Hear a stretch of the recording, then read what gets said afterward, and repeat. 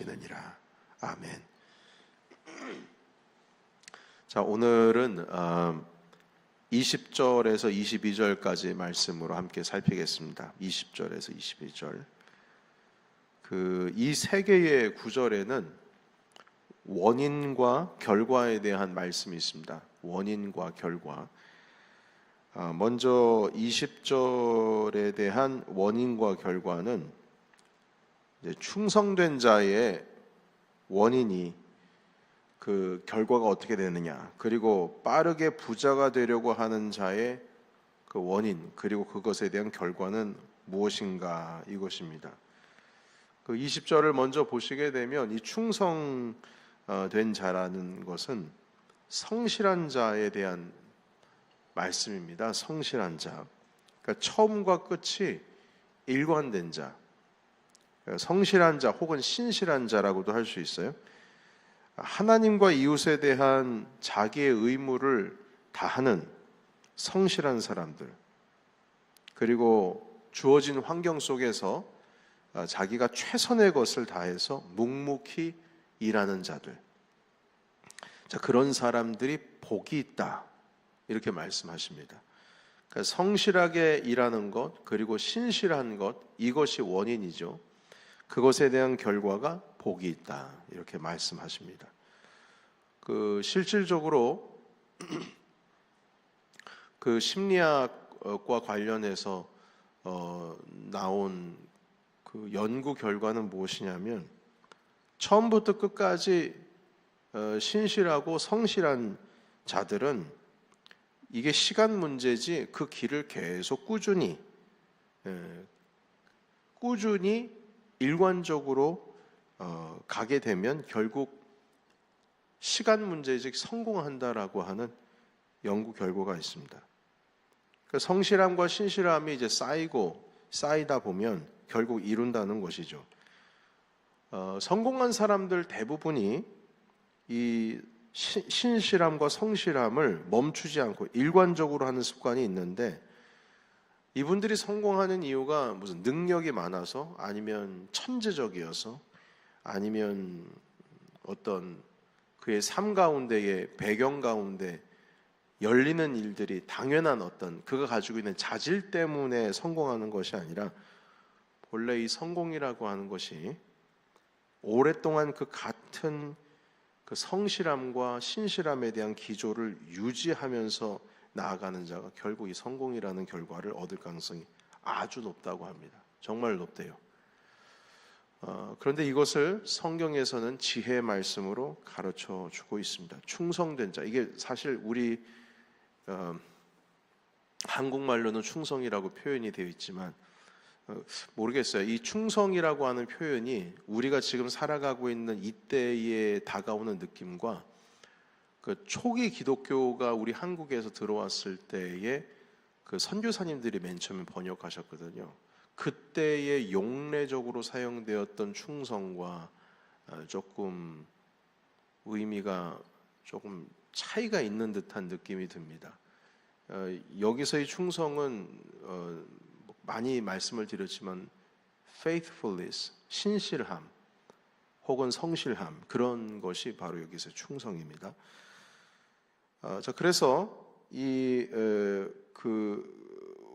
성실함이 끝까지 지속이 되는 자는 복이 있어도, 자, 그 이후에 속히 부하고자 하는 자, 이게 원인이에요. 빠르게 부자가 되고자 하는 자는 형벌을 면하지 못한다, 이렇게 말씀합니다.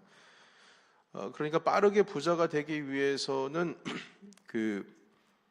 결국 수단과 방법을 가리지 않겠죠. 왜냐하면 그러니까 이 말씀의 의미는 부자가 되는 길은 빠르게 되는 게 아니라 노력에 의해서 일정한 어떤 그 패턴에 의해서 계속적으로 이렇게 충실하게 나아갈 때 바로 이것이 이루어지는 것이지, 빠르게 되는 법은 없다라고 하는 것이 좀 이 안에 의미적으로 전제가 되어서 가지고 있는 것입니다. 자, 결국 수단과 방법을 가리지 않기 때문에 이 성실이 아니라 빠르게 하기 위해서 편법이 사용되어질 것이기 때문에, 그리고 혹은 부정적인 방법이 개입이 되어지기 때문에 결국 죄를 범할 수밖에 없다. 그래서 이것은 형벌로 이어진다. 이렇게 말씀을 하고 있습니다. 자, 그리고 21절로 가보겠습니다. 21절이 보여주고 있는 원인과 결과는 차별 대우에 대한 원인과 결과입니다. 21절에 보면은 사람의 낯을 보아주는 것, 이것이 어떤 의미냐면 봐주는 겁니다. 봐주는 거. 그러니까 누구는 봐주고 누구는 봐주지 않고 차별 대우하는 겁니다. 이 21절에 있는 말씀을 직역하면 이렇게 해석할 수 있어요. 사람을 차별 대우하는 것은 좋지 않다. 왜냐하면 그 행위를 하는 사람은 한 조각의 빵을 위해서 범죄하기 때문이다. 이렇게 직역해서 표현할 수가 있습니다. 여러분, 이 말씀의 본질은 무엇이냐면 차별 대우는 이게 뇌물을 받는 단계까지 나가게 되는 거예요. 결국 이러한 차별 대우가 계속 습관이 되면 양심이 굳어져 버려가지고 그 빵 한 조각 때문이라도 결국 차별해서 범법을 하게 된다는 거예요. 이 여기서의 빵 한 조각이라고 하는 것이 무엇이냐면 빵 한 조각 준 사람에게 뭔가 더 해준다는 것입니다. 그러니까 이 뭔가 자신에게 유익이 되는 그런 기조 가운데 있어서 차별을 하게 되면 결국 범죄가 일어나게 되는 것이죠. 그래서 21절도 후반에 보시게 되면 사람이 범법한다 이런 표현이 있고요. 20절에도 형벌을 면하지 못한다. 이 죄에 대한 값을 치러야 된다는 말씀을 하고 있는데 21절에도 그 법을 범하게 된다 이렇게 표현을 하고 있습니다. 자, 그래서 이런 원인이 있으면 어떤 결과가 있게 된다. 그러니까 차별이 있게 되면 결국 형벌이 있고 범죄자가 된다. 이런 말씀을 하고 있습니다. 마지막으로 22절 보시겠습니까? 같이 한번 읽어보겠습니다. 시작. 악한 눈이 있는 자는 재물을 얻기에만 급하고 빈공이 자기에게로 임할 줄을 알지 못하느니라. 아멘. 결국 악한 눈이 있어서 재물을 얻기에만 급한 자는 빈궁, 가난이라고 하는 것이 따라오게 될 것이다. 그것이 형벌로 주어질 것이다. 이런 결과로 이어질 것이다. 이렇게 말씀을 하고 있습니다. 여기서 이 악한 눈이라고 하는 것은 어떤 의미가 있냐면 이기적이고 인색한 사람을 수식하는 용어가 바로 이 악한 눈이라고 합니다. 그냥 단순히 악한 마음을 가지고 있는 그런 마음이 아니라 여기서 말씀하고 계시는 것은 이기적이고 인색한 사람을 의미할 때 이런 수식어를 사용을 한다고 합니다. 결국 여기서도 보시게 되면 재물을 얻기에만 급합니다. 네, 이 의미는 빠르게 부자가 되려고 하는 것이겠죠. 20절에 있는 것과 좀 일맥상통합니다. 거기서도 속히 부하고자 하는 자에 대해서 표현을 하고 있는데 22절에도 재물을 얻기에만 급하다. 이런 표현이 같은 용례로 사용되어질 수 있겠죠. 결국 이 빠른 시간 안에 부자가 되려고 하는 자의 특징은 인색할 수밖에 없습니다. 이기적일 수밖에 없습니다. 부정직한 수단도 사용하게 됩니다. 결국 그 결과는 빈곤이라고 하는 징벌이 임하게 될 것이다. 이렇게 말씀합니다.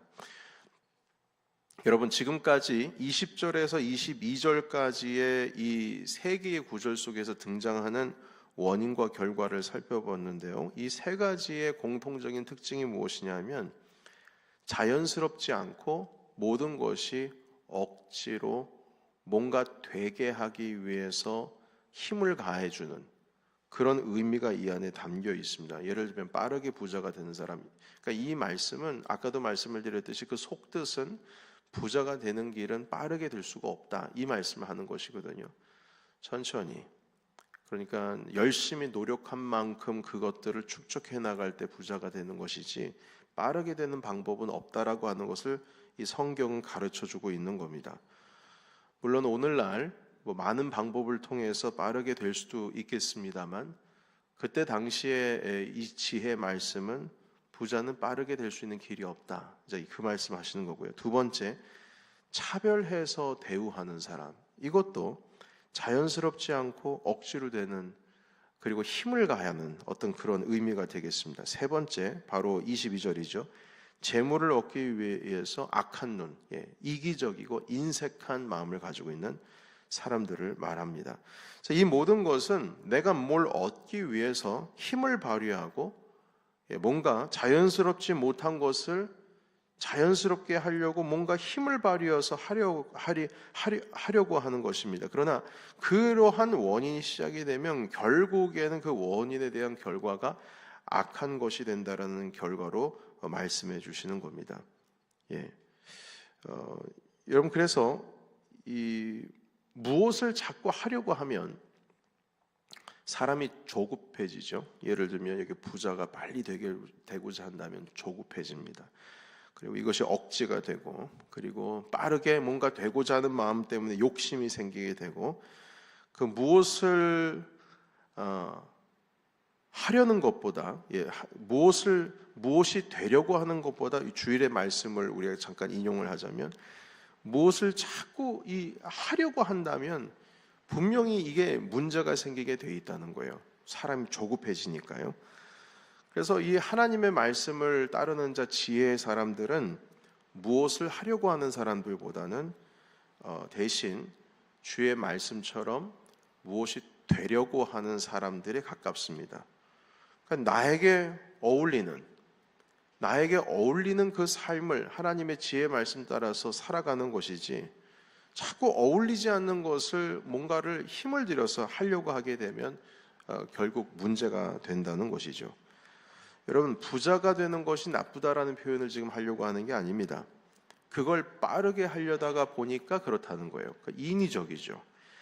있는 것을 그대로 보는 것을 추구해야 되는데, 그 있는 그대로의 모습을 보질 않고 이걸 차별을 하게 됩니다. 너는 이러니까 이런 거고 이러니까 이런 건데, 그걸 자기가 볼 때에 차별을 하게 되면 그 차별 자체가 이제 범죄를 낳게 된다. 결국 그 차별 때문에 뭔가 더 얻으려고 하고, 그것 때문에 뇌물이라고 하는 것이 주고받게 되고, 그래서 그 빵 한 조각 때문에 일어나는 일들이 범죄를 낳게 된다라는 말씀을 하게 되는 것이죠.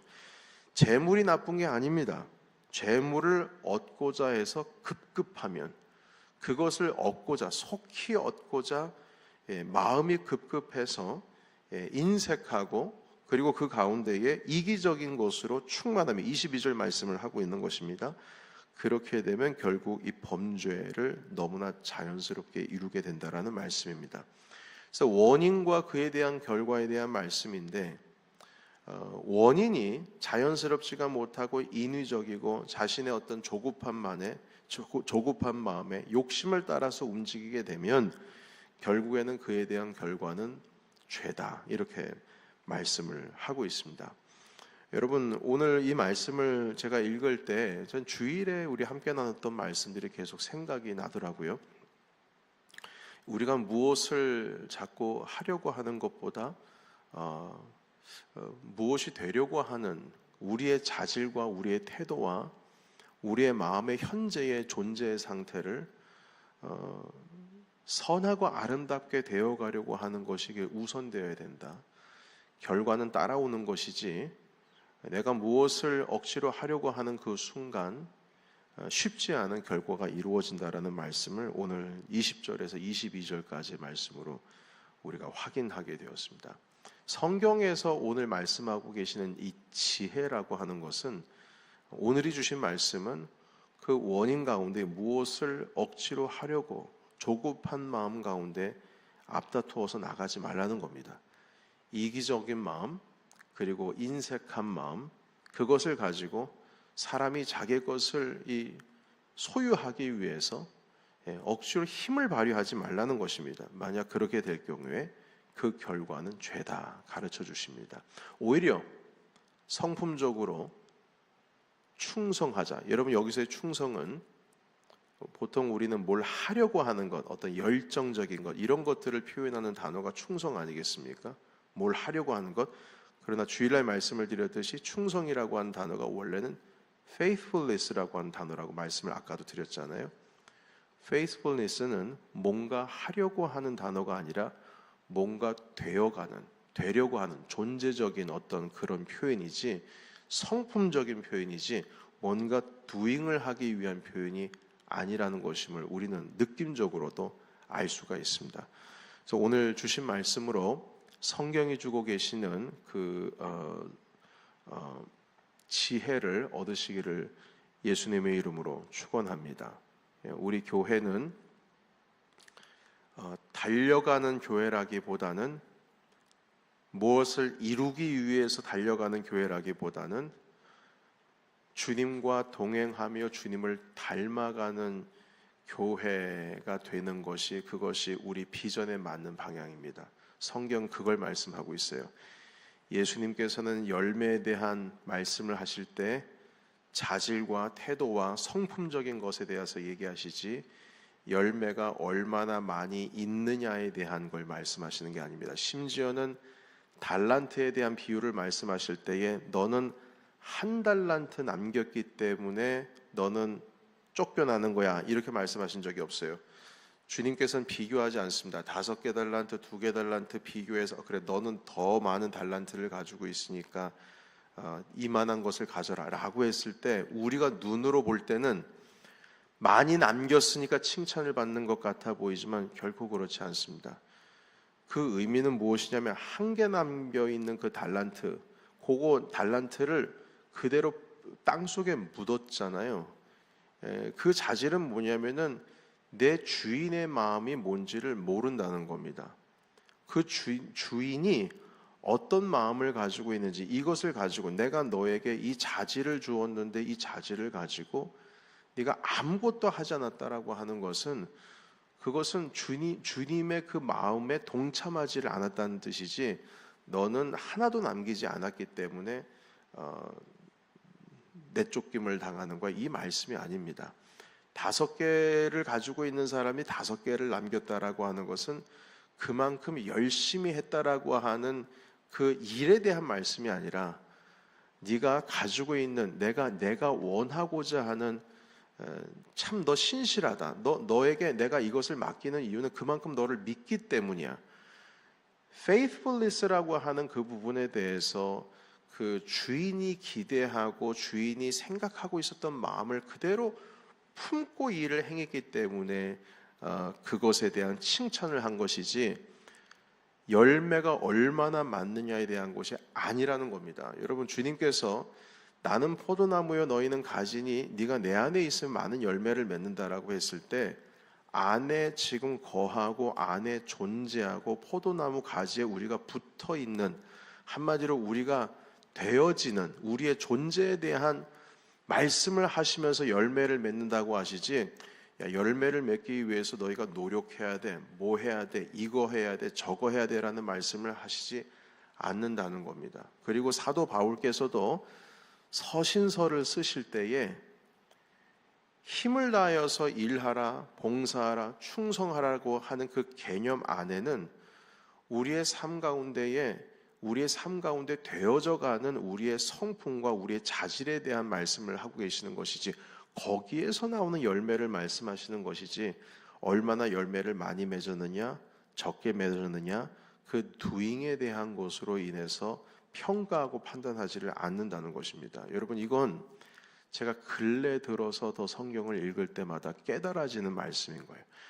그래서 오늘 주신 말씀도 지혜라고 했을 때, 여기서도 보시게 되면 이 지혜가 얼마나 많은 열매를 맺기 위해서 사람이 지혜로웠냐, 얼마나 커다란 결과물을 내기 위해서 지혜로웠냐, 이것이 아니고 주님 앞에서 어떤 자가 되고 있느냐, 주님과 동행하고 주님과 함께하는 가운데 있어서 바로 이 사람이 어떤 사람이었느냐가 바로 이 지혜라고 하는 것과 연관이 됩니다. 여러분, 지혜의 근본이 무엇입니까? 하나님을 아는 겁니다. 지식의 근본이 무엇입니까? 하나님을 경외하는 겁니다. 뭘 하는 게 아니에요. doing이 아닙니다. 내 삶의 자체가 주님과의 관계 속에서 있는 내 태도, 자세, 그 존재를 말하는 것이지, 지혜라고 하는 것이 어떤 많은 열매를 산출해내는, 결과를 도출해내는 그것을 위한 지혜가 분명히 아니라는 겁니다. 관계 속에서 일어나는 우리의 태도고 우리의 자세이죠. 여러분, 이 말씀을 통해서 우리 교회에는 지혜가 충만한 지식에 충만한, 여기서의 지식은 뭘 많이 아는 것을 의미가 아니라 지혜입니다. 그것을 충분히 갖춘 우리 성도님들로 하나님 아버지의 영이 우리 가운데 가득 넘치시기를 예수님의 이름으로 축원합니다. 아멘. 기도하겠습니다.